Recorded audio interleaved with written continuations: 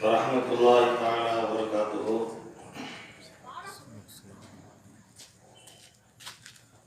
பிஸ்மில்லாஹில் அஸீமில் குத்ரத்தி வஷ்ஷான் ஷதீதுல் பத்ஷி வல் புர்ஹான் ஹாஃபிதுத் தீன் வல் குர்ஆன் மாஷா அல்லாஹு கான் وما لم يشأ لم يكن لا حول ولا قوة إلا بالله العلي العظيم ما شاء الله كان وما لم يشأ لم يكن لا حول ولا قوة إلا بالله العلي العظيم الحمد لله نحمده ونستعينه ونستغفره ونؤمن به ونتوكل عليه ونعوذ بالله من شرور أنفسنا ومن سيئات أعمالنا من يهده الله فلا مضل له ومن يضلل فلا هادي له ونشهد أن لا إله إلا الله وحده لا شريك له ونشهد أن سيدنا ونبينا ومولانا محمدا عبده ورسوله أرسله بالحق بشيرا ونذيرا وداعيا إلى الله بإذنه وسراجا منيرا أما بعد فقد قال الله تعالى في القرآن العظيم والفرقان المجيد فأعوذ بالله من الشيطان الرجيم بفضل بسم الله الرحمن الرحيم إنما يريد الله ليذهب عنكم الرجس أهل البيت ويطهركم تطهيرا وقال النبي صلى الله عليه وسلم خيركم خيركم لأهلي وأنا خيركم لأهلي صدق الله وصدق رسول الله صلى الله عليه وسلم. புவிவாழ்வு புனிதம் பெற பொறுக்கானை புலிக்கழித்த பேருபகாரி அல்லாஹ்வுக்கு அனைத்து புகழும் உரித்தாகட்டுமாக.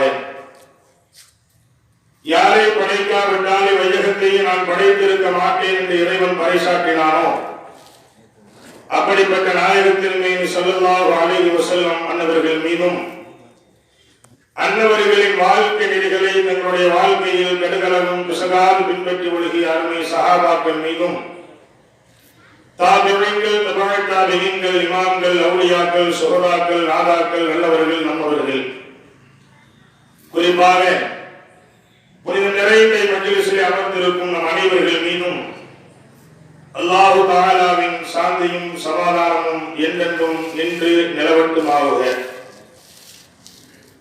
இறைவனின் இறையிலமாம் திரு கஅபா ஷரீஃபையும் இறை தூதுவரின் பூங்காவனம் ரௌலா ஷரீஃபையும் திரும்ப திரும்ப சந்திக்கக்கூடிய நசீபை வல்ல ரஹ்மான் நமக்கும் நம்மை சார்ந்த அனைவர்களுக்கும் தந்து அருள்புரிவானாக.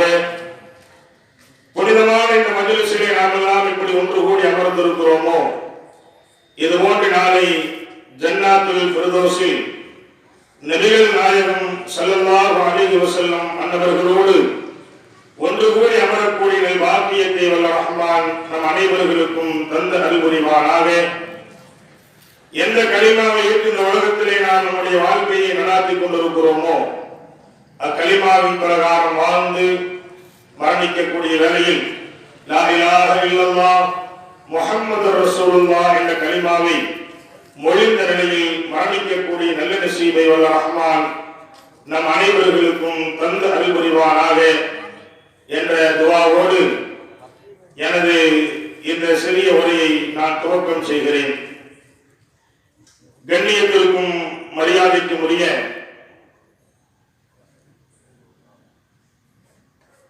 மேட்டுப்பாளையம் இந்திய யூனியன் முஸ்லிம் லீக்கின் சார்பாக சிறப்பான முறையிலே வருடந்தோறும் நடத்தப்பட்டு வருகிற நபிகள் நாயகம் முஹம்மது ரசூலுல்லாஹ் ஸல்லல்லாஹு அலைஹி வஸல்லம் அன்னவர்களுடைய பிறந்த இந்த தின விழாவிற்கு தலைமையேற்று நடாத்திக் கொண்டிருக்கிற பாசத்திற்குரிய அவையின் தலைவர் அவர்களே,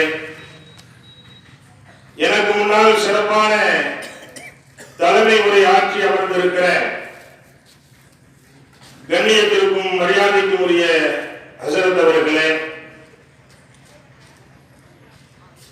முன்னிலை வகித்துக் கொண்டிருக்கிற இந்திய யூனியன் முஸ்லிம் லீக்கினுடைய போட்டுதலுக்குரிய துடிப்புமிக்க பொறுப்பாளர்களே, சிறப்பான மஜ்லிஸில் அமர்ந்திருக்கிற கண்ணியமிகு ஆழிப் பெருமக்களே, வருகை தந்திருக்கிற பெரியோர்களே,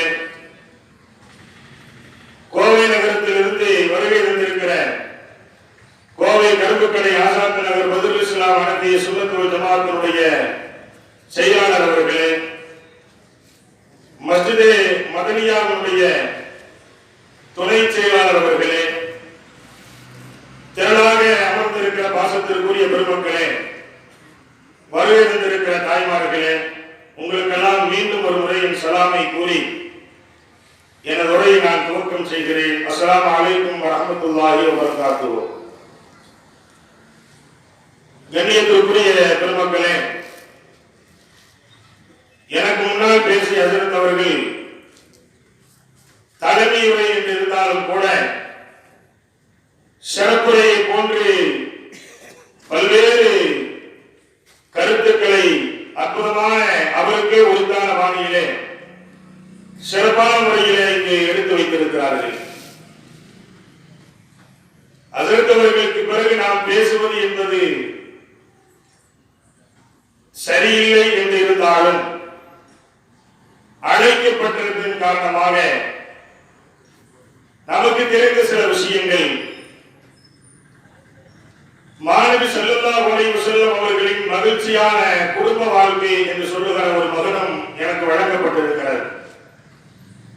அதில் இருக்கிற சில விஷயங்களை உங்களுக்கு மத்தியிலே பரிமாறிவிட்டு என்னுடைய கருத்துக்களை நான் முடிவுக்கு கொண்டு வருகிறேன். கண்ணியத்திற்கும் மரியாதைக்கும் உரிய இஸ்லாமிய பெருமக்களே, அதற்கு நபிகள் நாயகம் ஸல்லல்லாஹு அலைஹி வஸல்லம் அன்னவர்கள் குடும்ப வாழ்விலே மட்டுமல்ல,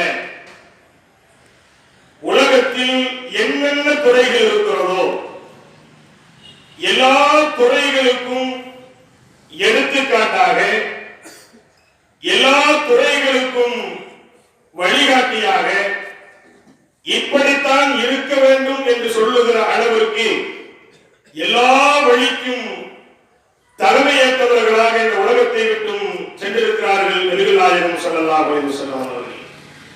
எந்த துறையை நீங்கள் எடுத்து புரட்டி பார்த்தாலும் எல்லா துறைகளுக்கும் தலைவராக திகழ்ந்தவர்கள், எல்லா துறைகளுக்கும் வழிகாட்டியாக இருந்திருக்கிறார்கள். எந்த துறைகளிலும் அதாவது தொய்வை பார்க்க முடியாது, குறைவை பார்க்க முடியாது, எல்லா நிலைகளிலும் நிறைவான வாழ்வை வாழ்ந்துவிட்டு சென்றவர்கள் நபிகள் நாயகம் ஸல்லல்லாஹு அலைஹி வஸல்லம். அப்படி இருக்கிறதுமானால் குடும்ப வாழ்விலே அவர்கள் எப்படி இருந்திருப்பார்கள் என்பதை நாம் எண்ணி பார்க்க வேண்டும். இன்றைக்கு உலகத்தினுடைய வரலாறுகளை நாம் புரட்டி பார்த்தால் சமூகத்திலே கண்ணியத்தோடு இருப்பார்கள், சமூகத்திலே உயர்ந்த பதவியிலே இருப்பார்கள், நாட்டை ஆண்டு கொண்டிருப்பார்கள், ஆட்சி பீடத்திலே அமர்ந்திருப்பார்கள். ஆனால் குடும்ப வாழ்வை அவருடைய விஷயத்தை நாம் எடுத்து பார்க்கிற பொழுது அதில் பூஜ்யமாகத்தான் இருக்கும், தோல்வி அடைந்திருப்பார்கள். இது போன்ற வரலாறுகள் ஏராளம் இருக்கிறது. ஆனால் உலகத்திலே தலைமை பொறுப்பில் இருந்து நபியாக இருந்து குடும்ப வாழ்விலே எந்த குறையும் சொல்லாத அளவிற்கு உலகத்திலே வாழ்ந்து விட்டு சென்றிருக்கிற ஒரு தலைவரை காட்ட வேண்டும் என்று சொன்னால் அது நபிகள் நாயகம் ஸல்லல்லாஹு அலைஹி வஸல்லம் அன்னவர்கள் மட்டும்தான். கண்ணியத்திற்குரிய பெருமக்களே, பெருமானாருடைய வாழ்விலே எந்த சலுகையும் நாம் பார்க்க முடியாது, எப்படிப்பட்ட அதாவது தொய்வையும் பார்க்க முடியாது, பலகீனத்தையும் பார்க்க முடியாது, எல்லாமே நிறைவாக செய்திருக்கிறார்கள். எத்தனையோ கிட்டத்தட்ட 11 மனைவிமார்களோடு வாழ்ந்த பெருமானார் ஸல்லல்லாஹு அலைஹி வஸல்லம் அவர்கள் ஒரு மனைவியோடு கூட ஏதோ பிணங்கினார்கள், கருத்து வேறுபாடுகள் ஏற்பட்டது, பிணக்குகள் ஏற்பட்டது, பிரிவு ஏற்பட்டது, சண்டை ஏற்பட்டது, சச்சரவு ஏற்பட்டது என்ற வரலாறுகள் இருக்கிறதா என்று சொன்னால் ஒரு இடத்திலும் நாம் பார்க்க முடியாது. ஒரே ஒரு இடத்திலே ஒரு நிகழ்வு ஏற்பட்டது, ஆனால் அது உலக மக்களுடைய படிப்பினைக்காக வேண்டி அல்லாஹ்வால் ஏற்படுத்தப்பட்ட ஒரு விஷயம். அது கண்ணியத்திற்குரிய பெருமக்களே, அப்படிப்பட்ட அற்புத வாழ்வை தன்னுடைய குடும்பத்திலே நடத்தி காட்டி இந்த சமூகத்திற்கு வழிகாட்டியாக இருந்தவர்கள் நபிகள் நாயகம் ஸல்லல்லாஹு அலைஹி வஸல்லம் அவர்கள். உலகத்தில் இன்றைக்கு நாம் பார்க்கிறோம் எத்தனையோ மக்கள் இருக்கிறார். அதனால தானே அல்லாஹ் சொல்லுகிறான், லக்கத் கான லக்கும் ஃபீ ரசூலில்லாஹி உஸ்வத்துன் ஹஸனா, பெருமானாரிடத்திலே அழகிய முன்மாதிரி இருக்கிறது என்று அல்லாஹ் சொல்லுகிறான். எல்லா துறையிலும் முன்மாதிரியாக பெருமானார் இருந்திருக்கிறார்கள். நாயகம் ஸல்லல்லாஹு அலைஹி வஸல்லம் அவர்கள் 11 மனைவிமார்களோடு வாழ்ந்தார்கள். ஒவ்வொரு மனைவிமார்களும் ஒவ்வொரு நிலையில் இருந்தார்கள். வசதி படைத்தவர்கள் இருந்தார்கள், வசதியிலே குறைந்தவர்கள் இருந்தார்கள், கோபத்தோடு பேசுபவர்கள் இருந்தார்கள், நளினமாக பேசுபவர்கள் இருந்தார்கள். ஆக இப்படி எல்லா நிலையில் இருக்கிற மனைவிமார்களோடு வாழ்ந்தார்கள். எந்த மனைவிமார்களோடும் எந்த பிணக்கு பெருமானாருக்கு ஏற்படவில்லை. எல்லாம் சந்தோஷத்தோடு தான் இருந்தார்கள். அன்னை கதீஜா ரலியல்லாஹு அன்ஹா அவருடைய வரலாறுகளை நாம் எண்ணி பார்க்கிறோம். கதீஜா நாயகியார் பெருமானார் ஸல்லல்லாஹு அலைஹி வஸல்லம் அவர்கள் 25 வயது இருக்கிற பொழுது 40 வயது நிரம்பிய கதீஜாவை மணமுடிக்கிறார்கள்.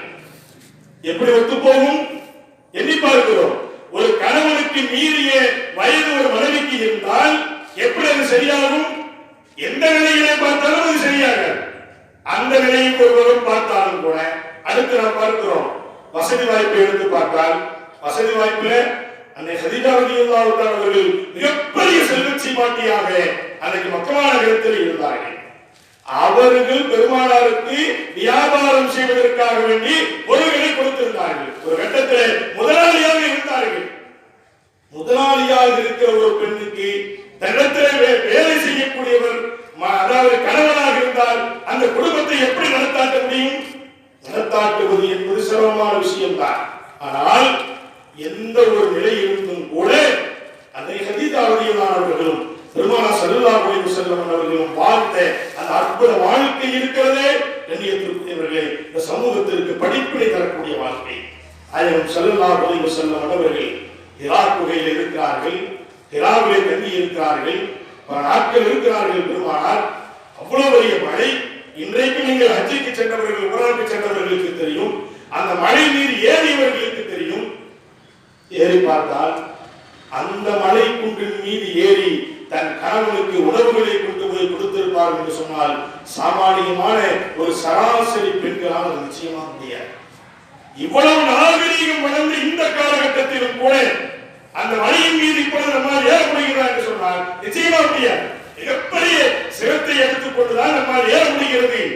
அப்படிப்பட்ட ஒரு பகுதிக்கு தன்னந்தனியாக தன் கணவனுக்கு உணவுகளை கொண்டு போயிருப்பார்கள் என்று சொன்னால் அந்த கணவன் மீது இருந்த அந்த நேசத்தை நாம் எண்ணி பார்க்கிறோம்.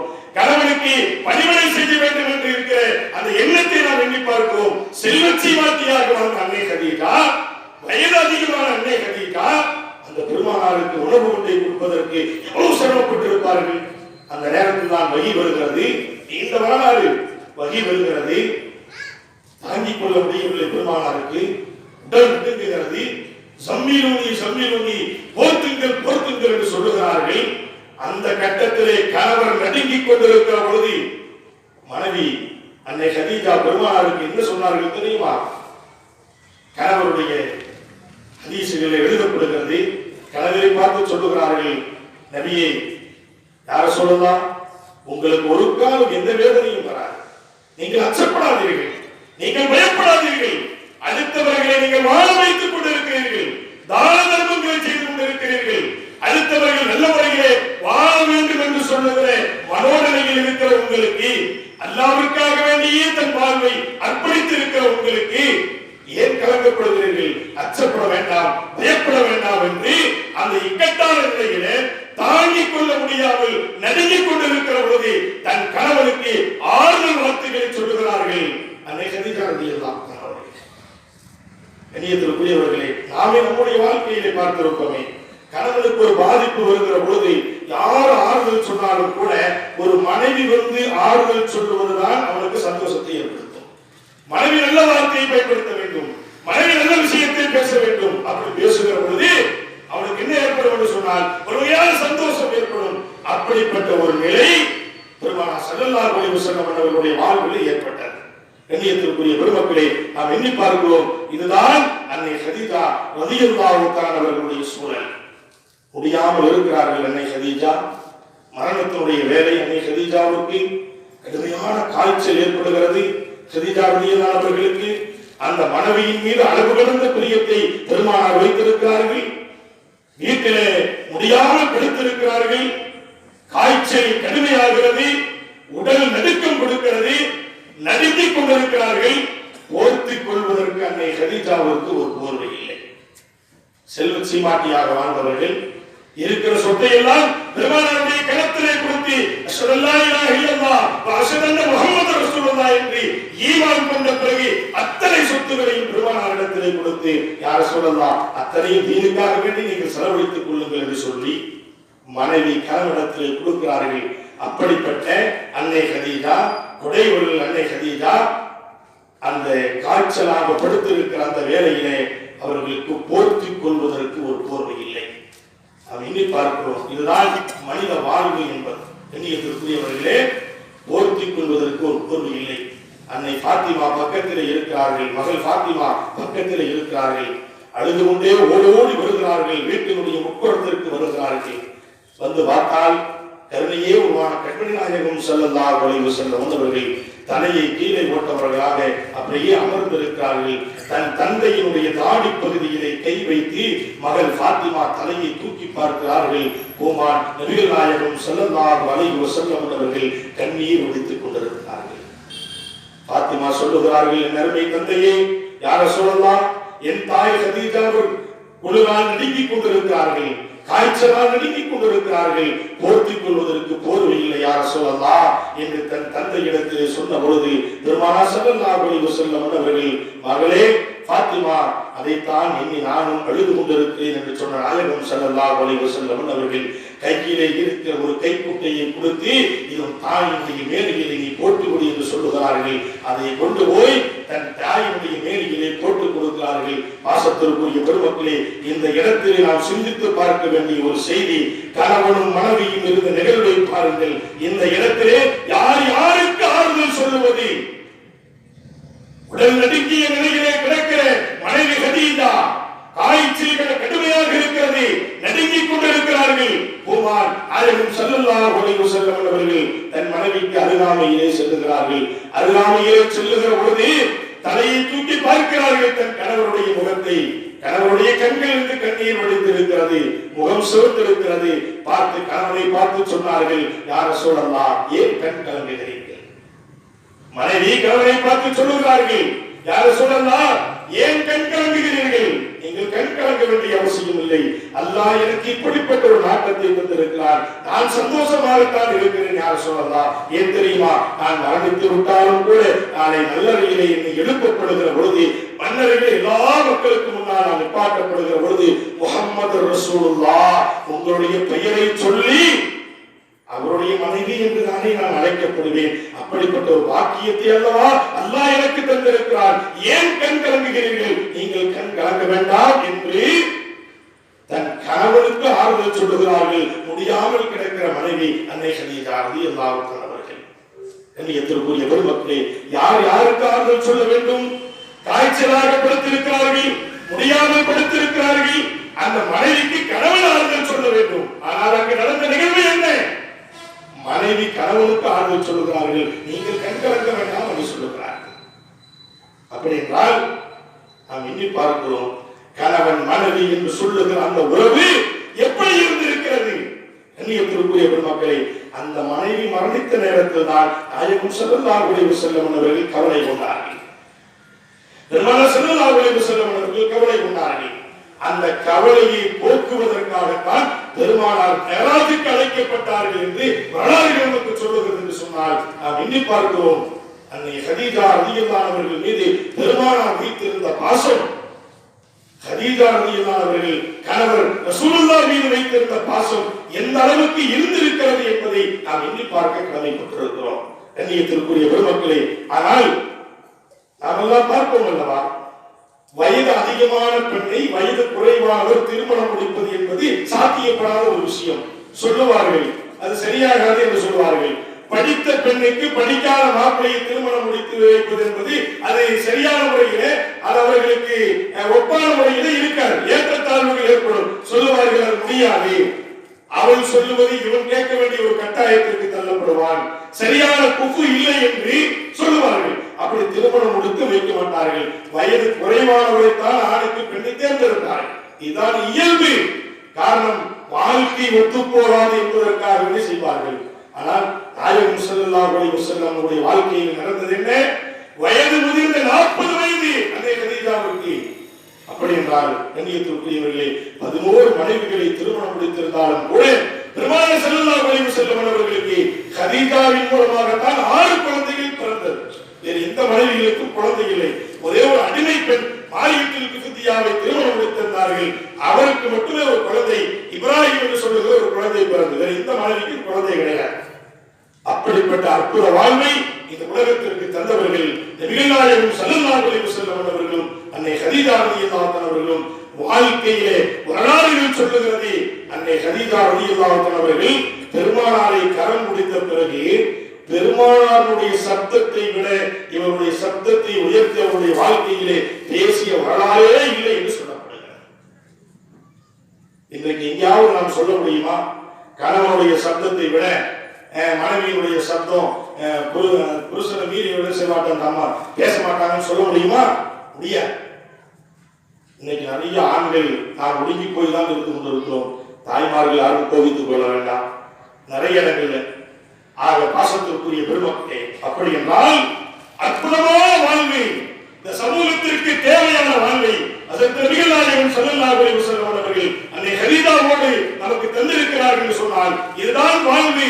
இதைத்தான் இந்த சமூகத்திற்கு சொல்லி இருக்கிறார்கள். இப்படித்தான் நாம் வாழ வேண்டும். வாழ்க்கையிலே பிணக்குகள் ஏற்படாது. பிணக்குகள் இல்லாத வாழ்வு வேண்டும் என்று சொன்னால் இப்படித்தான் வாழ வேண்டும். அடுத்து பார்க்கிறோம், சௌதா ரலியல்லாஹு அன்ஹா பெருமானாருடைய இன்னொரு மனைவி அன்னை சௌதா ரலியல்லாஹு அன்ஹா அவர்கள் எப்படி பெருமானாரை விட அதிகமான வயதுடையவர்கள். அவங்க எதுக்காக ரசூலுல்லாஹ் கல்யாணம் முடிச்சாங்கன்னா அவருடைய கணவர் உஹது யுத்தத்திலே மரணித்து விட்டார். பெருமானார் ஸல்லல்லாஹு அலைஹி வஸல்லம் அவர்களை விட வயது அதிகமானவர்கள். திருமணம் முடித்த நேரத்திலே கதீஜா ரலியல்லாஹு அன்ஹா வஃபாத் ஆயிடுறாங்க. அந்த குழந்தையை அன்னை சௌதா ரலியல்லாஹு அன்ஹா அவர்கள் பராமரித்து வருகிறார்கள். இப்படி பராமரித்து வந்து கொண்டிருக்கிற பொழுது அவர்களுக்கு முடியாத நிலை வருகிற பொழுது பெருமானார் ஸல்லல்லாஹு அலைஹி வஸல்லம் அவர்கள் சௌதாவை கூப்பிட்டு கேட்டாங்க, உனக்கும் நமக்கும் மனமுறிவை ஏற்படுத்திக் கொள்ளலாமா? உனக்கு தான் இது முடியாம இருக்குது, குழந்தைகளை பராமரிக்க முடியவில்லை, ஓய்வு தரலாமே என்று சொல்லுகிற பொழுது சௌதா ரலியல்லாஹு அன்ஹா கேட்டாங்க, யார் சொல்லுதா? வயது குறைந்தவர்கள். பெருமானார் ஸல்லல்லாஹு அலைஹி வஸல்லம் அவர்களை விட அவர்களுக்கு வயது அதிகம். ஸல்லல்லாஹு அலைஹி வஸல்லம் அவர்களை பார்த்து கேட்கிறார்கள், யார் சொல்லலாம்? நீங்கள் எனக்கு மனமுறிவை ஏற்படுத்தி விட்டால் நாளை மறுமையிலே அல்லாஹ்வால் முஹம்மது ரசூலுல்லாஹ்வுடைய மனைவி என்று நான் அழைக்கப்பட மாட்டேனே, அப்படிப்பட்ட ஒரு வாக்கியத்தை நான் இழந்து விடுவேனே. வயது முதிர்ந்தால் பரவாயில்லை, நான் உங்களுக்கு பணிவிடை செய்து கொண்டே முடிந்த பணிவிடையை செய்து நான் வாழ்ந்து கொண்டே இருக்கிறேன் என்று சொல்லுகிறார்கள் சௌதா ரலியல்லாஹு அன்ஹா அவர்கள். நாம் எண்ணி பார்க்கிறோம்.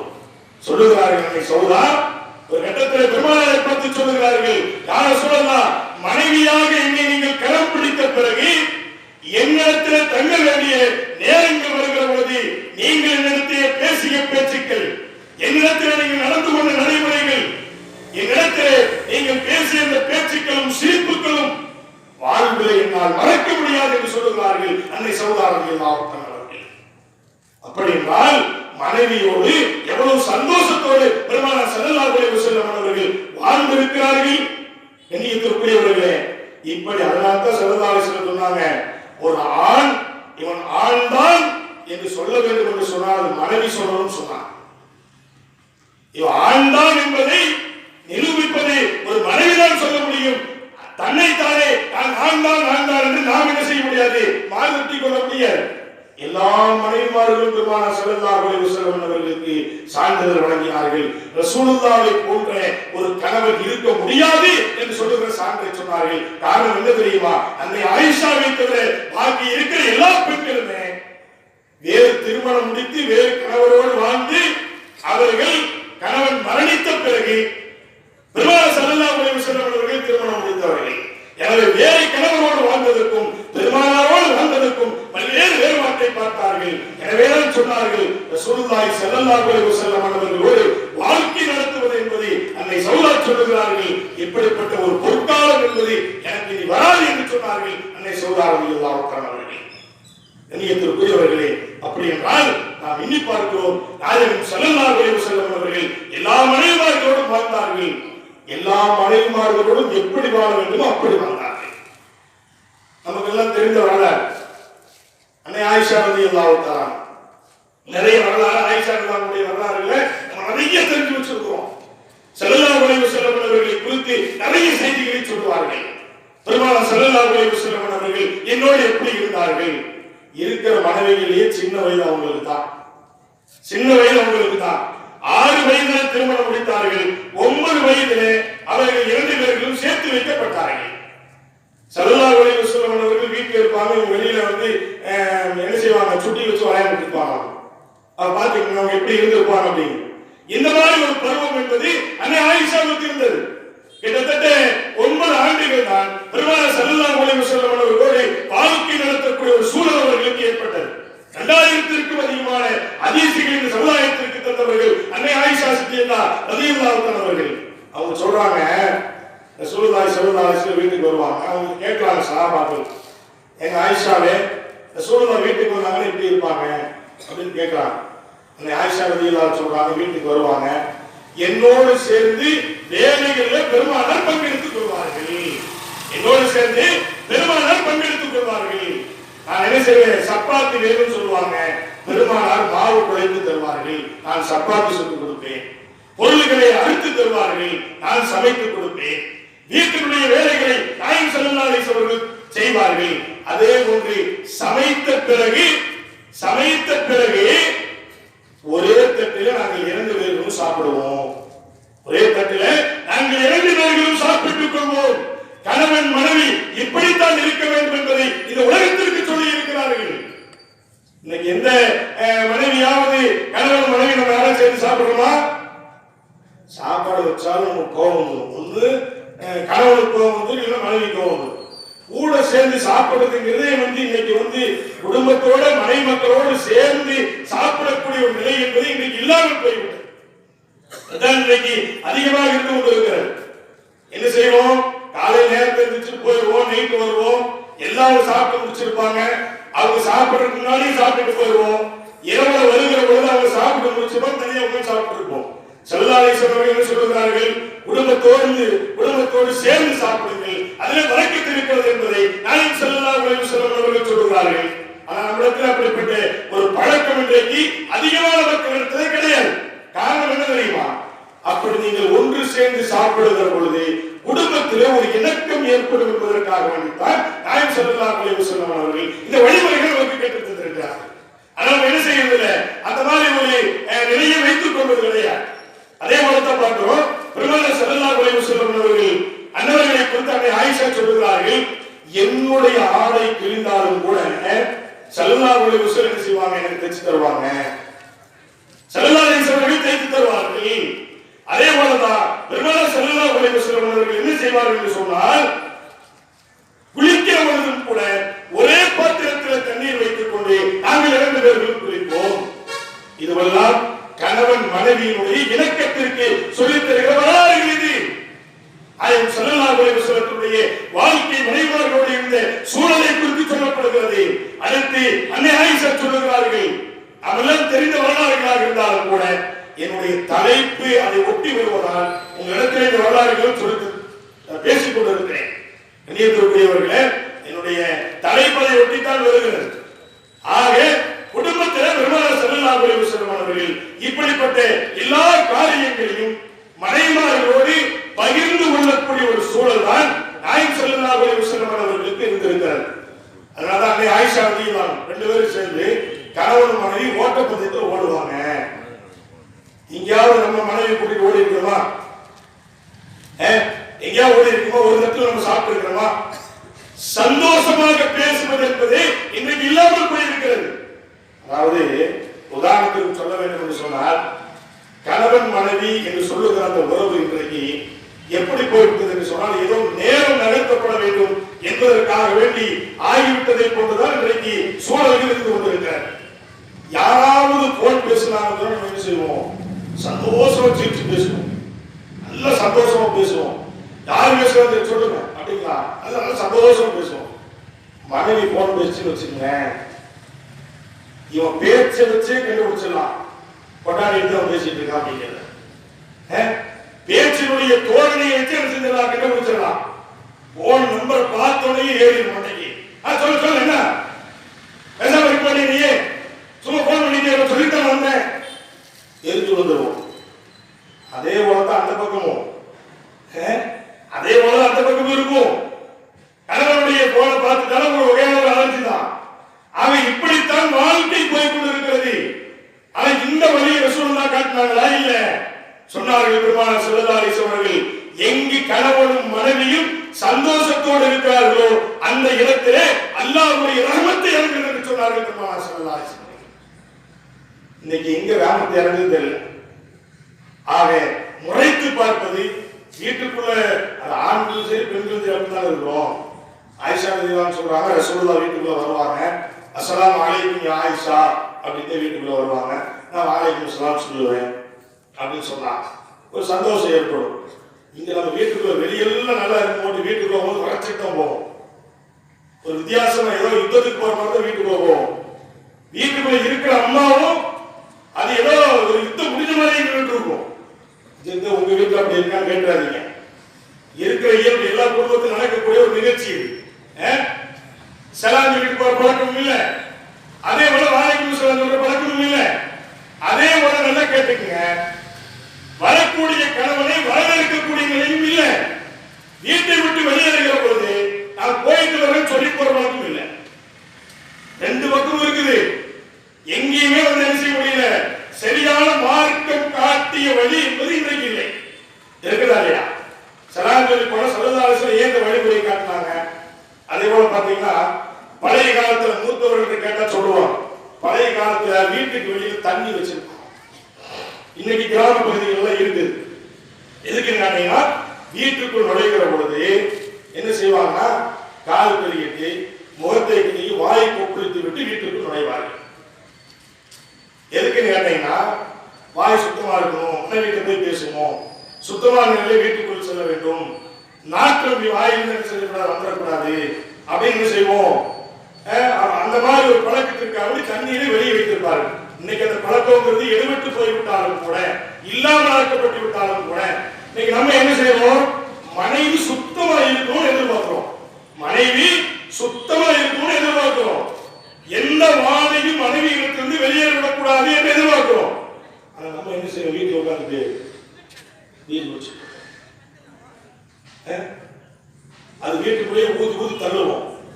அது யாருக்கு தான் வாங்கிட்டு வர சொல்லுவோம், பெத்த மகன் தான் வாங்கிட்டு வர சொல்லுவோம். அவன் என்ன செய்வான், 3 நாளைக்கு வாங்கி கொடுப்பான். அத்தா வாங்கிட்டே இருக்கிறானே, இதுல அப்ப என்னடா இருக்குது பாப்பான். அப்படி லைட்டா அத்தா ஜோக்கு எடுத்து டெஸ்ட் பார்ப்பான்.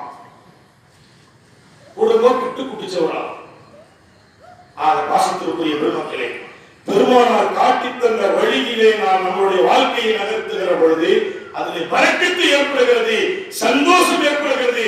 இந்த சந்தோஷம் ஒரு சொர்க்கத்திற்கு கொண்டு போய் சேர்க்கும்.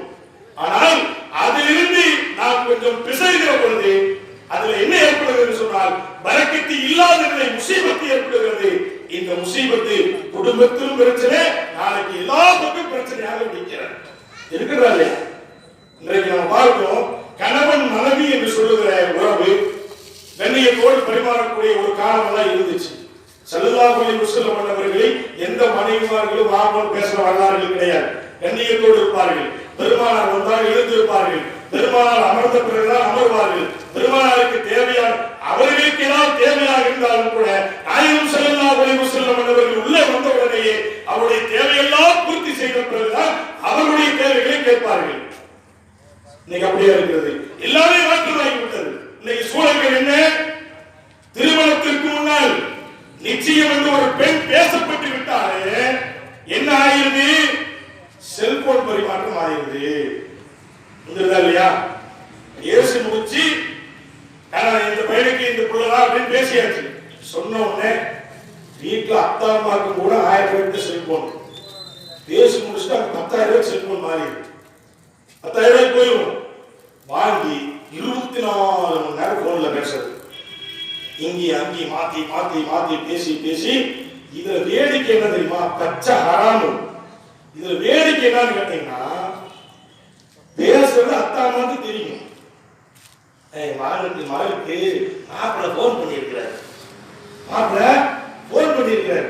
அது எவ்வளவு ஒரு விபரீதங்கிறத பாருங்க. மாப்பிள்ள போன், சில வீட்டுல போன் இல்லைன்னு வச்சுங்களேன், பிள்ளைக்கு போன் இல்லைன்னா அத்தா போனுக்கு அவர் டேரக்டா அடிச்சிருவாரு. மாப்பிள்ள கூப்பிடுறாரு, அத்தாவே உங்களை கூப்பிடுவார் மகன்கிட்ட. எவ்வளவு குடும்பம் பாரு, அத்தா கொடுப்பாரு, பேசுவான்.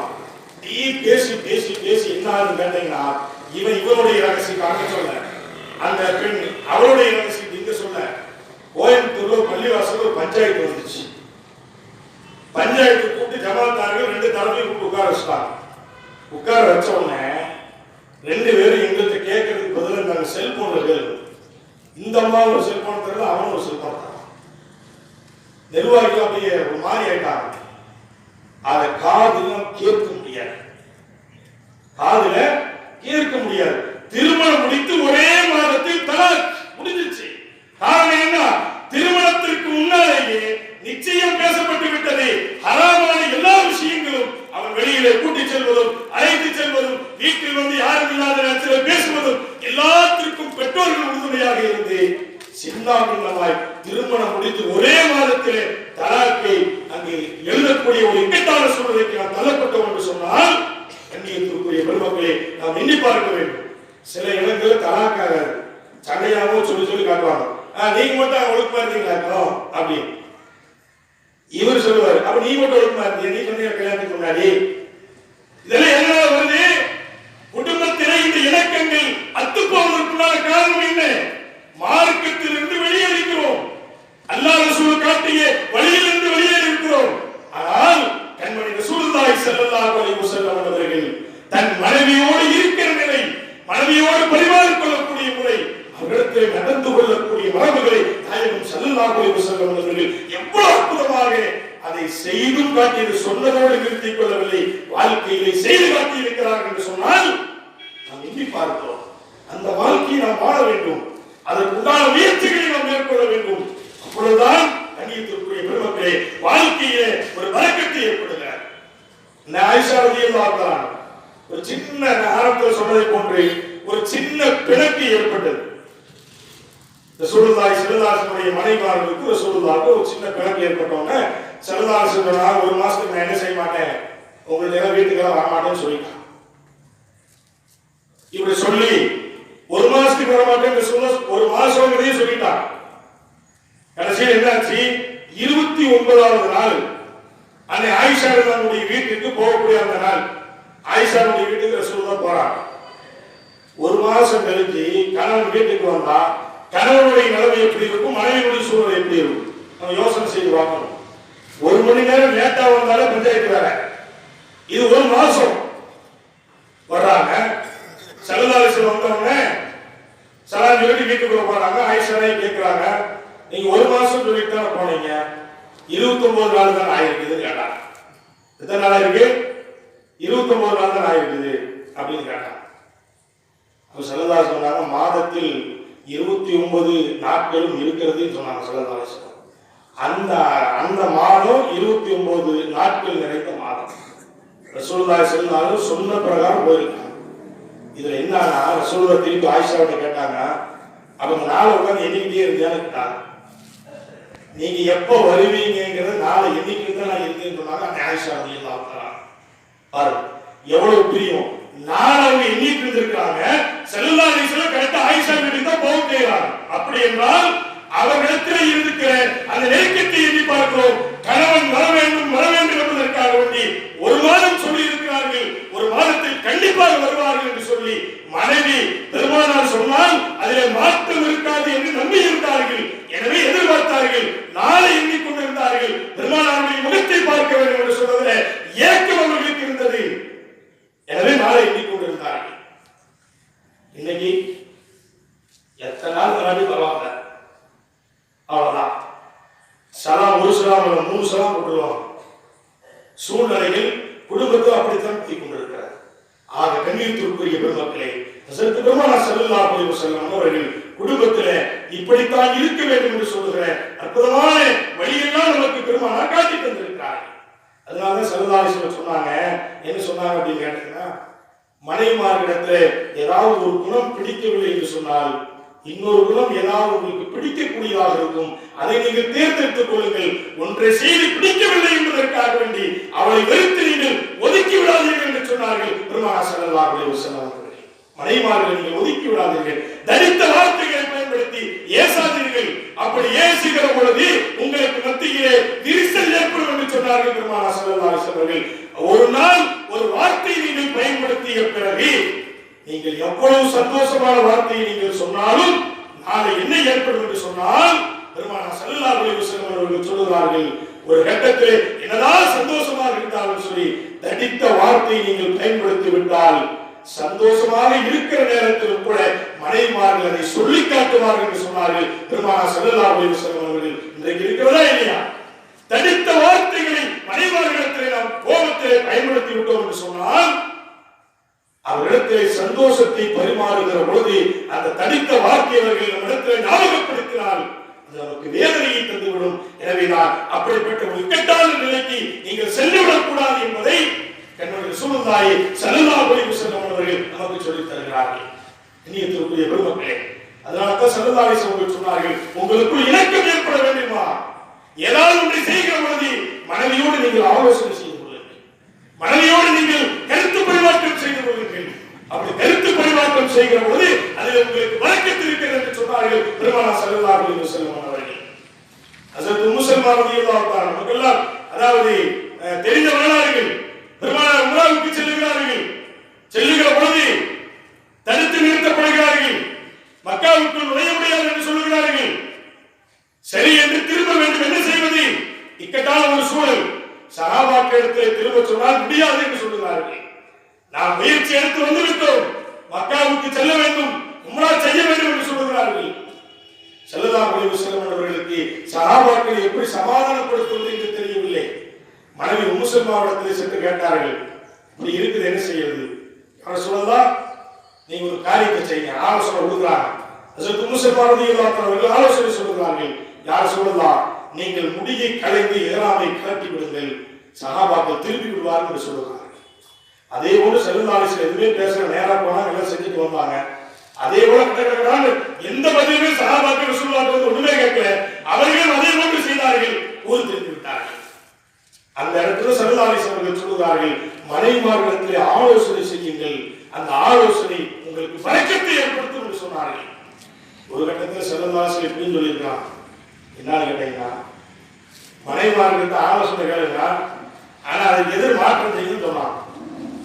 மனைவிமார்கிட்ட ஆலோசனை செய்யுங்க, ஆனா எதிர் மாற்றமா செய்யும் அப்படின்னா. ஒன்னா சேர்த்து அலி ரலியல்லாஹு அன்ஹு ஃபாத்திமா ரலியல்லாஹு அன்ஹா வெளியே போயிட்டு இருக்கிறாங்க. வெளியே போயிட்டு இருக்கிற நேரத்துல ஒரு மரத்தில் ஏற வேண்டிய ஒரு சூழல் சேர்த்து அலிவுக்கு ஏற்படுகிறது. மரத்தில் ஏறுகிறார், காய்ந்த மரம் அது, ஏறுகிறார். மேல ஏற நேரத்துல கிளை உடைந்து விழுவதை போன்றிருக்கிறது. ஃபாத்திமா சொன்னாங்க, எங்க பக்கத்துல ஒரு பச்சை மரம் இருக்குது, அதை புடிச்சிட்டீங்க கீழே விழுமாட்டீங்க அப்படின்னு சொல்றாங்க. அது சொல்றா ஃபாத்திமா சொல்றாங்க, அந்த பக்கத்தில் இருக்கிற மரத்தை பிடிங்க அப்படிங்கிறாங்க. அலிரலியல்லாஹு மேல போய் உட்கார்ந்த பிறகு ஞாபகம் வருது, மனைவி சொல்வதற்கு மாற்றம் செய்யணும் ரசூலுல்லாஹ் சொல்லி இருக்கிறானா, பிடிக்க மாட்டேன், கீழே பொத்துல விழுந்துட்டாங்க. கீழே யாரு? ஹஜ்ரத் அலிரலியல்லாஹு கீழே விழுந்தாங்க, அடிபட்டு விட்டது. ஃபாத்திமா சிரிக்கிறாங்க. ரெண்டு பேரும் சேர்ந்து ரசூலுல்லாஹ் போறாங்க. போய் அலி சொல்றாங்க, யார் சொல்லலாம், நீங்க மனைவிக்கு மாற்றம் செய்ய சொன்னீங்க, நான் மரத்துல ஏறினேன், காய்ந்த மரம், பக்கத்துல பச்சை மரத்தை ஃபாத்திமா பிடிக்க சொல்லிச்சு, நான் பிடிக்கல, கீழே விழுந்துட்டேன். ஸல்லல்லாஹு அலைஹி வஸல்லம் சிரிச்சா. சிரிச்சு ஸல்லல்லாஹு அலைஹி வஸல்லம் சொன்னாங்க, அப்படியா, நீ அந்த மரத்துக்கு பக்கத்துல பச்சை மரத்தை ஃபாத்திமா பிடிக்க சொன்னாங்கல்ல, அங்க போய் பாரு, பச்சை மரத்தை பிடிச்சிருந்தா இப்ப நீ எங்க வந்திருக்க மாட்டேன், அதை பிடிக்காதனால இங்க வந்திருக்கேன்னு சொன்னான். என்ன யாரும் சொல்லலாம், அப்படி சொல்றீங்க, போய் பாரு அப்படின்னா. போய் பார்த்தால் அந்த பச்சை மரத்தில் மிகப்பெரிய ஒரு கருணாகம் படுத்திருக்கிறார். ஸல்லல்லாஹு அலைஹி வஸல்லம் எங்கேயோ இருக்கிறாங்க, எப்படி சொல்றாங்க பாருங்க, கருணாகம் படுத்திருக்கிறது. பிடித்திருந்தால் அது திரும்பி இருக்க மாட்டார், மாற்றம் செய்கிறோம் என்று சொல்லி மாற்றம் செய்தார்கள். இப்படிப்பட்ட ஒரு நிலைமை ஆயிடுச்சு. அதுக்கு எல்லா விஷயத்திலையும் மாற்றம் செய்து விடக்கூடாது. சாப்பாடு போட்டு வைக்கிறாங்க, சாப்பிட மாட்டேன், ஆடை நீல துவைக்கூட நான் துவைச்சுக்கிறேன், ஆடை கொண்டு நீ தரவான நானே எடுத்துக்கிறேன், என்ன ஆகும்? கஞ்சி சருவதா போகுது. ஆற்றத்தை ரோட்டு போயிட்டு அப்படிப்பட்ட நமக்கு தெரியும் மனைவியிடத்திலே எதை ஆலோசனை செய்ய வேண்டும், எதை கேட்க வேண்டும், அதைத்தான் பெருமானார் ஸல்லல்லாஹு அலைஹி வஸல்லம் அவர்கள் சொல்கிறார்கள். இப்படிப்பட்ட விஷயங்களை பெருமானார் ஸல்லல்லாஹு அலைஹி வஸல்லம் அவர்கள் மனைவியிடத்திலே நீங்கள் ஆலோசனை செய்து கொள்ளுங்கள், ஆலோசனை கேட்டு உங்களுடைய முடிவுகளை நீங்கள் எடுத்துக் கொள்ளுங்கள் என்பதாக பெருமானார் ஸல்லல்லாஹு அலைஹி வஸல்லம் அவர்கள் நம்மிடத்தில் சொல்கிறார்கள் என்று சொன்னால், இது போன்ற சில ஆலோசனைகளை மனைவிமாரோடு என்ன செஞ்சு வச்சுக்கணும். எல்லாமே நான் தான் ஆம்பளை, எல்லா முடிவும் நான் தான் இருப்பேன், நான் சொல்றது நீ கேளு அப்படின்னு சொன்னோம்னா அது எல்லா நேரம் ஒரு மாதிரி இருக்கு. தெரியும், குடும்பத்துல பெண்களோடு இருக்கிற நமக்கு தெரியும், அது என்ன ஆகும் என்பது நமக்கு தெரியும். எண்ணியத்திற்குரிய பெருமக்களே, அப்படிப்பட்ட ஒரு நிலைக்கு போய்விடக் கூடாது என்பதற்காக வேண்டித்தான் நாயகம் ஸல்லல்லாஹு அலைஹி வஸல்லம் அவர்கள் இப்படிப்பட்ட ஒரு மரபுகளை நமக்கு சொல்லித் தருகிறார்கள், இப்படிப்பட்ட சூழல்களை நமக்கு சொல்லித் தருகிறார்கள். அதே போன்றுதான் நாயகம் ஸல்லல்லாஹு அலைஹி வஸல்லம் அவர்கள் சொல்லுகிறார்கள், மனைவிமார்களுக்கு நீங்கள் எந்த வகையிலும் இடையூறு செய்து விடாதீர்கள். காரணம், அவர்களுக்கு மனம் நொந்து விட்டால், மன சங்கடம் ஏற்பட்டு விட்டால் அந்த சங்கடம் உங்களை பாதிப்புக்கு ஆளாக்கும் என்பதை பெருமானார் ஸல்லல்லாஹு அலைஹி வஸல்லம் அவர்கள் எச்சரிக்கை செய்கிறார்கள். ஆக மனைவிமார்களோடு இணக்கத்தோடு நீங்கள் நடந்து கொள்ளுங்கள். அதே போன்று அந்த பெண்களை பார்த்து பெருமானார் ஸல்லல்லாஹு அலைஹி வஸல்லம் அவர்கள் சொன்னார்கள், ஒரு காலம் கணவனுக்கு கட்டுப்படாமல் கணவனுடைய வார்த்தைக்கு மீறி ஒரு காரியத்தை எந்த பெண் செய்வதற்கு முயற்சி மேற்கொள்வாளோ அவள் நரகத்தினுடைய நெருப்பை தேர்ந்தெடுத்துக் கொண்டார் என்று சொன்னார்கள் பெருமானார் ஸல்லல்லாஹு அலைஹி வஸல்லம் அவர்கள். கணவனுக்கு மீறி ஒரு செயலை செய்ய முற்பட்டால், கணவனுடைய பேச்சுக்கு மீறி ஒரு காரியம் நடைபெறுவதற்கு காரணமாக அமைந்து விட்டால் என்னாகும்? அதில் வரக்கத்து இருக்காது, நரகத்தை அவர் தேர்ந்தெடுத்துக் கொண்டார் என்பதாக நாயகம் ஸல்லல்லாஹு அலைஹி வஸல்லம் அவர்கள் நமக்கு சொல்லித் தருகிறார்கள். கண்ணியத்திற்குரிய பெருமக்களை எண்ணி பார்க்கிறோம். எனவேதான் பெருமானார் சொல்கிறார்கள், கணவனுக்கு தெரியாமல் ஒரு பொருளை வீட்டிலிருந்து வெளியிலே யாருக்கும் கொடுக்க கூடாது, கணவனுக்கு தெரியாமல் எங்கும் செல்லக்கூடாது, கணவனுக்கு தெரியாமல் யாரிடத்திலும் பேசக்கூடாது. இப்படிப்பட்ட பழக்கத்தை மனைவிமார்கள் வைத்துக் கொள்கிற பொழுது அந்த குடும்பத்தில் இணக்கம் ஏற்படும் என்பதை நாயகம் திருமேனி ஸல்லல்லாஹு அலைஹி வஸல்லம் அவர்கள் சொல்வார்கள். அபூ சுஃபியான் ரலியல்லாஹு அன்ஹு அவர்கள் பிறகு இஸ்லாத்தை தெரிவித்தார்கள். இஸ்லாத்திற்கு வருவதற்கு முன்னால் அவருடைய மகள் உம்மு ஹபீபாவை பெருமானார் திருமணம் முடித்திருந்தார்கள். பல நாட்களுக்கு பின்னால் அவர் இஸ்லாத்திற்கு வந்து விட்டார் என்பதற்காக வேண்டி தந்தை தன் மகள் வீட்டுக்கு வராமலேயே இருந்தார். ஒரு கட்டத்தில் பல நாட்கள் மகளுடைய தேட்டம், உம்மு ஹபீபாவுடைய வீட்டுக்கு அபூ சுஃபியான் அவர்கள் வருகிறார்கள். வருகிற பொழுது பெருமானார் ஸல்லல்லாஹு அலைஹி வஸல்லம் அவர்கள் தொழுகைக்காக வேண்டி விரிக்கப்பட்டிருக்கிற விரிப்பு, அவர்கள் புழங்கக்கூடிய அந்த போர்வை, அந்த போர்வையிலே தன் தந்தை அமர முயற்சித்த நேரத்தில் உம்மு ஹபீபா என்ன செய்தார்கள் தெரியுமா? அவர் அமர வருகிற போது அதை மடக்கி வைத்து விட்டு வேறு விரிப்பை விரித்து கொடுத்தார்கள். தன் தந்தையை பார்த்து சொன்னார்கள், அருமை தந்தையை நீங்கள் கோபித்துக் கொள்ளாதீர்கள், நீங்கள் கோபித்துக் கொள்ளாதீர்கள், நீங்கள் கண்ணியமான மார்க்கத்திற்கு நீங்கள் வரவில்லை. பெருமானார் ஸல்லல்லாஹு அலைஹி வஸல்லம் அவர்கள் தொழக்கூடிய பகுதி அது, பெருமானார் உயிரின் மேலாக மதிக்கிற கண்மணி நாயகம் அமரக்கூடிய பகுதி அது. எனவே அந்த இடத்தில் அமர்வதற்குண்டான சூழல் உங்களுக்கு இல்லை, எனவே நீங்கள் அமரக்கூடாது என்று தடுத்தார்கள் உம்மு ஹபீபா ரலியல்லாஹு அன்ஹா அவர்கள். நாம் எண்ணி பார்க்கிறோம், தன் கணவனுக்கு அந்த மனைவிமார்கள் கொடுத்த மரியாதையை நாம் எண்ணி பார்க்கிறோம். இன்றைக்கு அப்படியா இருக்கிறது? கணவனுக்கு தெரியாமல் எல்லா காரியங்களும் நடைபெறுகிறது. கணவனுக்கு தெரியாமல் வீட்டை விட்டு வெளியேறி விடுகிறோம், வீட்டை விட்டு வெளியேறி விடுகிறோம். பெருமானார் ஸல்லல்லாஹு அலைஹி வஸல்லம் அவர்கள் சொன்னார்கள், வீட்டிலே ஒரு மரணம் ஏற்பட்டு விட்டாலும் கூட ஒரு பெண் தன் கணவனுடைய அனுமதி இல்லாமல் வீட்டை விட்டு வெளியேறக்கூடாது, தன் தந்தை மரணித்தாலும் கூட வெளியேறக்கூடாது என்று சொன்னால் கணவனுக்கு எப்படி கட்டுப்பட்டு நடக்க வேண்டும் என்பதை நாயகம் ஸல்லல்லாஹு அலைஹி வஸல்லம் அவர்கள் நமக்கு சொல்லித் தருகிறார்கள். அப்படித்தான் பெருமானார் வாழ்ந்து காட்டினார்கள். இன்றைக்கு அப்படியா இருக்கிறது? நாம் பார்க்கிறோம், கணவனுக்கு தெரியாமல் வெளியிலே செல்லுகிறோம், கணவனுக்கு தெரியாமல் அதாவது அடுத்தவர்களோடு பேசிக் கொண்டிருக்கிறோம். இன்றைக்கு புதியதாக இன்றைக்கு சமூகத்திலே ஒரு பரவலாக மேட்டுப்பாளையத்தில் இருக்கான்னு தெரியல, கோவை நகரத்தில் அது அதிகமாக நாளுக்கு நாள் அதிகமாக கொண்டே இருக்கிறது. இந்த மகளிர் குழு என்று சொல்லி இருக்குதா இல்லையா? மேற்பாளையத்தில் இருக்கிற மாதிரி நிறைய இருக்கு, கோயம்புத்தூர் நிறைய இருக்கு மகளிர் குழு. அது என்ன? அது கணவனுக்கு தெரிந்தும் இருக்கிறது, தெரியாமல் இருக்கிறது.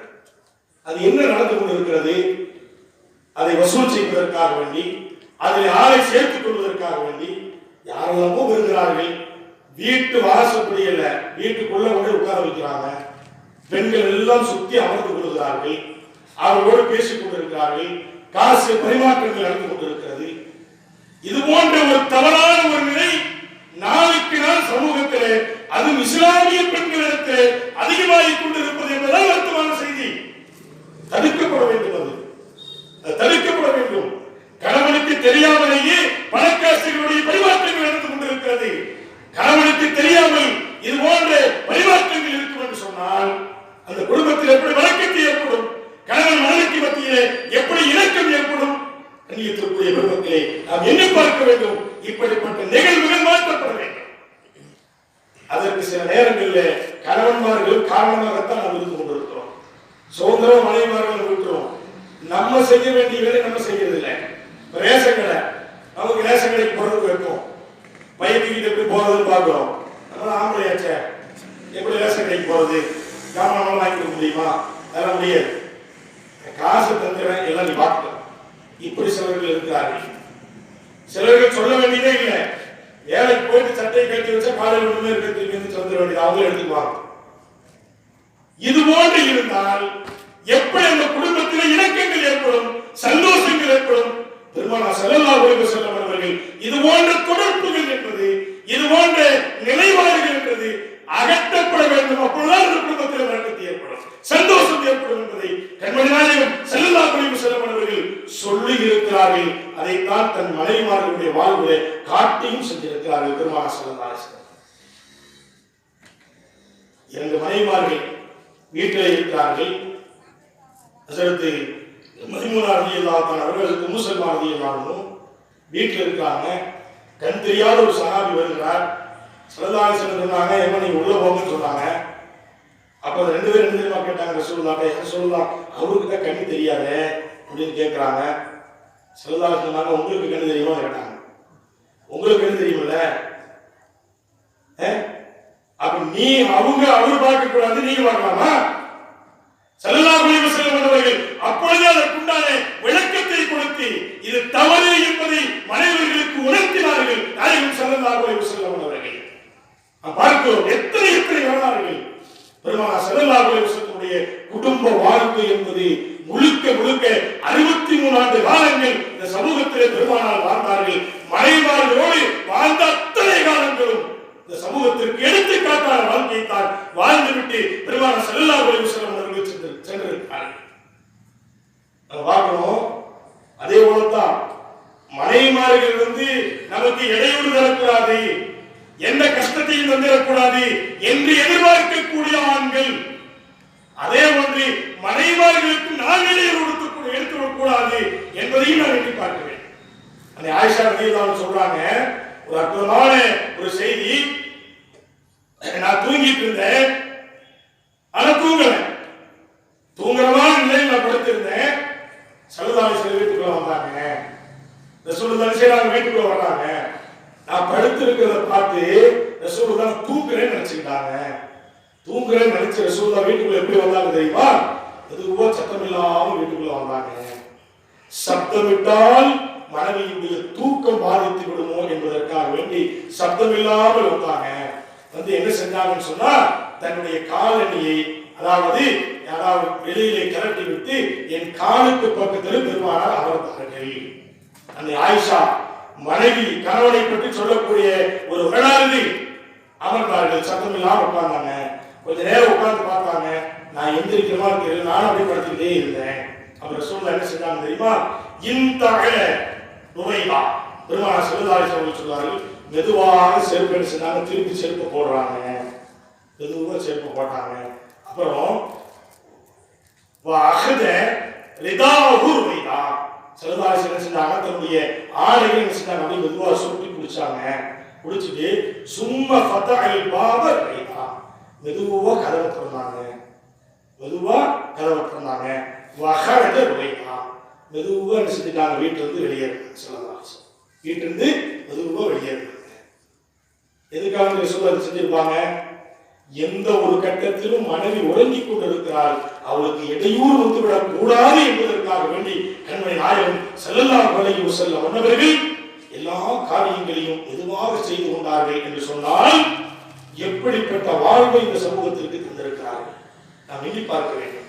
நமக்கு எந்த வகையிலும் மனைவி இடையூறு தரக்கூடாது, இடையூறு தரக்கூடாது என்று பார்க்கக்கூடிய ஆண்கள் நம்மாலும் அவர்களுக்கு எந்த இடையூறு வந்துவிடக்கூடாது என்பதை கவனமாக இருக்கிறார்கள். நாயகம் ஸல்லல்லாஹு அலைஹி வஸல்லம் கண்ணியத்திற்குரிய மக்களே, இப்படித்தான் நம்முடைய வாழ்க்கையை நாம் அமைத்துக் கொள்ள வேண்டும். அப்பொழுதுதான் குடும்பத்திலே இணக்கம் ஏற்படும். நம்ம என்ன செய்வோம்? கதவை வெட்டி உதச்சிட்டு உள்ளவோம். என்ன தனிமாடு மாதிரி தூங்கிட்டு இருக்கேன்னு கேட்போம். அது நல்லா தூங்கிட்டு இருக்கும். தூங்குற நேரத்தில் போய் திட்டினா எப்படி இருக்கும்? தூங்குற நேரத்துல போய் கதவை புத்தாங்க தட்டிட்டு உள்ள போய் 8 மணி கூடிய சில முறைகள் இருக்கிறது, சில மரபுகள் இருக்கிறது. நாயகம் ஸல்லல்லாஹு அலைஹி வஸல்லம் அவர்கள் அந்த மரபுகளை நமக்கு கற்றுத் தந்திருக்கிறார்கள். அந்த அடிப்படையில் இருக்கிற பொழுது அது முறையாக இருக்கும். நாம் தடித்த வார்த்தைகளை பயன்படுத்தி வார்த்தைகள் பெருமாற்றம் செய்து அவர்களை எதிர்த்து பேசி கோபம் ஊட்டுவோம் என்று சொன்னால் அந்த குடும்பத்திலே நிம்மதி இழந்து விடுகிறோம், குடும்பத்திலே சந்தோஷம் ஏற்படாது. கண்ணியத்திற்குரிய பெருமக்களே, அப்படிப்பட்ட ஒரு நிலையில் இருந்து நாம் என்ன செய்ய வேண்டும் என்று சொன்னால் நம்மை நாம் மாற்றிக் கொள்ள வேண்டும். அதே போன்றுதான் மனைவிமார்கள் ஏதாவது பேசுகிற பொழுது மனைவியின் மீது பேசக்கூடிய பேச்சில் கணவன் சந்தேகம் கொள்வதோ, கணவன் பேசுகிற பேச்சிலே மனைவி சந்தேகம் கொள்வதோ, அப்படிப்பட்ட ஒரு நிலை வந்தால் உங்கள் இருவர்களுக்கு மத்தியிலே ஷைத்தான் இறங்கி விடுகிறான். நாயகம் ஸல்லல்லாஹு அலைஹி வஸல்லம் சொல்கிறார்கள். இன்னைக்கு நடக்கிற நிலை அன்றைக்கே பெருமானார் சொல்லிவிட்டார்கள். இன்னைக்கு அப்படித்தானே நடக்குது. இன்னைக்கு சூழ்நிலை அப்படித்தானே இருக்கிறது. சந்தேகப்படும்படி 2 பேர்களுக்கும் ஏற்பட்டால் இடையில் ஷைத்தான் வந்து விடுவான். ஷைத்தான் இறங்கி விட்டான் என்று சொன்னால் 2 பேர்களும் அதாவது மிக குறைந்த தூரத்தில் நீங்கள் பிரிந்து விடுவீர்கள் என்று பெருமானார் ஸல்லல்லாஹு அலைஹி வஸல்லம் சொன்னார். இன்றைக்கு அப்படித்தான் நடக்கிறது. ஒரு கணவன் அது எதுவாக இருந்தாலும் சரி கொஞ்ச நேரம் ஒரு 5 நிமிடத்திற்கு மேல் போன் தொடர்பில் இருந்தால் மனைவிக்கு சந்தேகம் வந்து விடுகிறது. மனைவி ஏதாவது பேசிக் கொண்டிருந்தால் கணவனுக்கு சந்தேகம் வருகிறது. இப்ப ஷைத்தானே வந்து செல்போன் மூலமா தான் வந்துட்டு இருக்கான். குடும்பங்கள் இன்னைக்கு நிறைய பிரச்சனை செல்போன் தான் வருது. ஆக ஷைத்தான் வந்து விடுகிறார். 1400 ஆண்டுகளுக்கு முன்னால் கண்மணி நாயகம் ஸல்லல்லாஹு அலைஹி வஸல்லம் அவர்கள் சொன்ன நிகழ்வுகள் இன்றைக்கு வாழ்க்கையிலே இன்றைக்கு நாம் அனுபவித்துக் கொண்டுதானே இருக்கிறோம். கண்ணியத்திற்குரிய பெருமக்களே, அப்படி என்றால் நாம் எண்ணி பார்க்கிறோம், சந்தேக பார்வை என்பது, சந்தேக பேச்சு என்பது நம்மிடத்திலே வந்துவிடும் என்று சொன்னால் குடும்பம் அப்படியே பிரிந்து போய்விடும். அந்த ஆயிஷா ரலியல்லாஹு தஆலாவுடைய வரலாறு நமக்கு தெரியும். ஒரு யுத்தத்திற்கு செல்வார்கள், திரும்புகிற பொழுது ஒரு பொருளை விட்டு வந்து விடுவார்கள். தேடி பார்த்து விட்டு வருகிற பொழுது காலதாமதமாகிவிடும். நீண்ட வரலாறு. சஃப்வான் என்று சொல்லக்கூடிய சஹாபியோடு வருவார்கள். ஊர் மக்கள் சந்தேகமாக பேசுவார்கள். ஆனால் ரசூலுல்லாஹ் சந்தேகம் நினைக்கல. தன் மனைவியை பற்றி தனக்கு தெரியும் என்று சொல்லுகிற உணர்வு பெருமானாருக்கு இருந்தது. எனவே என்னானது? அல்லாஹ் ஆயத்தை இறக்கி ஆயிஷா சுத்தமானவர் என்று சொல்லுகிற செய்தி இந்த உலகத்திற்கு பறைசாற்றினார் என்று சொன்னால் கணவன் மனைவியிலே இருக்கிற சந்தேகம் இல்லாத அந்த உறவு அல்லாஹ்வால் சத்தியம் விட்டு குர்ஆனிலே சொல்லப்பட்டது. நாம் எண்ணி பார்க்கிறோம். கண்ணியத்திற்குரியவர்களே, இப்படிப்பட்ட வாழ்வைத்தான் நாயகம் ஸல்லல்லாஹு அலைஹி வஸல்லம் அவர்கள் நமக்கு காட்டிச் சென்றிருக்கிறார்கள். நமக்கு மத்தியிலே ஏற்றத்தாழ்வுகள் கசடுகள் வருகிற பொழுது அதை நமக்குள் சரி செய்து கொள்ள வேண்டும். அதை நாம் அதிகமாவதற்குண்டான ஒரு சூழலை நாம் ஏற்படுத்தி விடக்கூடாது. அதனால்தான் நம்முடைய தேவை என்ன என்பதை மனைவிமார்கள் விளங்கி அதை சரி செய்து கொள்ள வேண்டும். அவருடைய தேவை என்ன என்பதை நாம் விளங்கி சரி செய்து கொள்ள வேண்டும். இன்னைக்கு ஃபாத்திமா ரலியல்லாஹு தஆலா அன்ஹும் அலி ரலியல்லாஹு அன்ஹு ஒரு மாதுளம்பழம் கேட்டாங்க. எனக்கு மாதுளம்பழம் சாப்பிடணும்னு ஆசையா இருக்குது, வாங்கி கொடுங்கன்னு கேட்டாங்க. அந்த மாதுளம்பழம் அவங்க கையில கிடைக்கிறதுக்கு 4 நாள் ஆச்சு.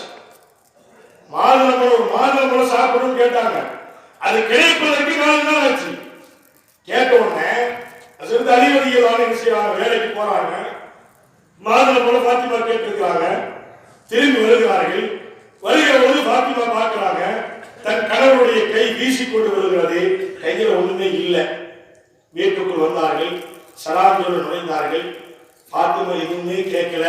அவங்களுக்கு என்ன செய்யணும் எல்லா காரியங்களும் செஞ்சாங்க. உணவுகள் கொடுத்தார்கள். பானங்களை எடுத்து கொடுத்தார்கள்.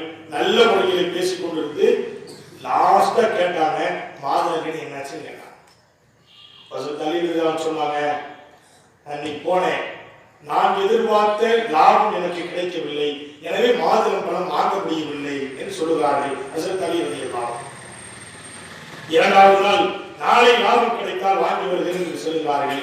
மறுநாளும் இதே நிலை நடக்கிறது. மூன்றாவது நாளும் இதே நடக்கிறது. நான்காவது நாள் வருகிறார்கள். நான்காவது நாளும் அவரிடத்திலே மாதுளம் இல்லை. அப்படியே வருகிறார்கள். பாத்திமா அவர்களுக்கு செய்ய வேண்டிய காரியங்கள் எல்லாம் முடித்து விட்டு அப்பொழுதும் கேட்கிற பொழுது அலிரதியுடைய கண்களிலிருந்து கண்ணீர் விடுகிறது. தன் மனைவி பாத்திமாவை பார்த்து சொன்னார்கள், பாத்திமா, இன்றைக்கு நான் வியாபாரத்திற்கு சென்றேன், மாதுளம் பழம் வாங்குவதற்குண்டான லாபமும் எனக்கு கிடைத்தது, மாதுளம் பழத்தையும் நான் வாங்கிவிட்டேன். வருகிற வழியிலே வயிறு ஒட்டி போன நிலையிலே வயிறு முதிர்ந்த ஒருவர் படுத்து கிடந்தார். வயிறு ஒட்டி போயிருந்தது. அவரை எழுப்பி அமர வைத்து அந்த மாதுளம் பணியை அவருக்கு நான் ஊட்டி கொடுத்து விட்டு நான் வந்து விட்டேன் பாத்திமா என்று சொல்லுகிறார்கள். சொல்லக்கூடிய நேரத்திலே தன் மனைவிக்கு ஒரு மாதுளம் வாங்கி கொடுப்பதற்கு 4 நாட்கள் ஆயிருக்கிறது. அது 4வது நாள் கிடைத்தும் கூட தன் மனைவிக்கு கொடுக்க முடியவில்லையே என்று சொல்லுகிற ஏக்கம் ஹஜ்ரத் அலி ரலியல்லாஹு அன்ஹு அவர்களுக்கு கண்ணீர் வடிக்கிறார்கள். பாத்திமா சொன்னார்கள், ஏங்க கவலைப்படுறீங்க, நீங்க நல்ல காரியம் செஞ்சுட்டு வந்திருக்கிறீங்க, தர்மம் செய்கிற பொழுது அல்லாஹ் அதற்கு பன்மடங்கு தருகிறானே, ஏன் கலக்கப்படுகிறீர்கள், மாதுளம் நமக்கு கிடைக்கும் என்று சொல்லுகிறார்கள். அதே போல 2 பேரும் பேசிக் கொண்டிருக்கிற பொழுது வாயிற்படியிலே அஸ்ஸலாமு அலைக்கும் என்று சொல்லுகிற சப்தம் கேட்கிறது. திரும்பி பார்க்கிறார்கள். ஹஜ்ரத் அலி ஒரு சஹாபி மாதுளம் பழத்தை கையிலே வைத்துக் கொண்டு நிற்கிறார். ஏது மாதுளம் என்று கேட்கிறார்கள். பெருமானார் ஸல்லல்லாஹு அலைஹி வஸல்லம் அவர்கள் கொடுத்து விட்டார்கள் என்று சொல்லுகிறார். கண்ணியத்திற்குரிய பெருமக்களே, நாம் எண்ணி பார்க்கிறோம், கணவன் மனைவியினுடைய உறவை நாம் பார்க்கிறோம். ஒரு பொருளை வாங்கி வர கணவனத்திலே பணிக்கிறார்கள். அவர் செல்லுகிறார், மாதுளம் கிடைப்பதற்கு 4 நாட்கள் ஆயிருக்கிறது. அந்த ஒரு நிலை இன்றைக்கு நிதர்சனமாக இன்றைக்கு நிலுவையை வாழ்ந்து கொண்டிருக்கிற நம்முடைய குடும்பத்திலே அப்படிப்பட்ட ஒரு நிலை இருந்தால் நம்முடைய சூழல்கள் எப்படி இருக்கும் என்பதை நாம் எண்ணி பார்க்க வேண்டும். அந்த நிலைகள் எப்படி மாறி இருக்கும் என்று நாம் எண்ணி பார்க்க வேண்டும். வீட்டில் யுத்தம் நடந்திருக்கும். ஒண்ணு, வாசப்படிக்குள்ள வர்றது, வீட்டு வாசப்படிக்கு வர்றதுக்கு முன்னாடியே என்ன வாங்கிட்டு வரலையான்னு கேட்டுவாங்க. அது வாங்கிட்டு வரலையாங்க, நான் மேடைக்கு ஆளுங்க சொல்றேன், அது வார்த்தை வித்தியாசமா தெரியும். அப்படித்தானே? ஆக இதுதான் நிலைப்பாடுகள். அதே போன்றுதான் கணவன்மார்கள். ஒரு விஷயத்தை மனைவியிடத்தில் கேட்கிறோம், அது முறை தவறி வந்துவிட்டால் சூழ்நிலைகள் அப்படியே மாறிவிடுகிறது. உறவுகளில் எவ்வளவு பிரச்சனைகள், சாதாரண ஒரு உப்பு போட மறந்துட்டாலே பெரிய பிரச்சனைகள் இருக்கா இல்லையா? ஆக கண்ணியத்திற்குரிய பெருமக்களே, பெருமானார் ஸல்லல்லாஹு அலைஹி வஸல்லம் அவர்கள் குடும்பத்திலே தன் மனைவிமார்களோடு சந்தோஷத்தோடு வாழ்ந்தார்கள், செழிப்பான வாழ்வை வாழ்ந்தார்கள். அந்த வாழ்க்கையை தன் மகளுக்கும் கற்றுக் கொடுத்தார்கள், இந்த உலகத்திற்கும் கற்றுக் கொடுத்தார்கள். அதை பின்பற்றக்கூடியவர்கள் சரியான முறையிலே வாழ்ந்து கொண்டிருக்கிறார்கள்.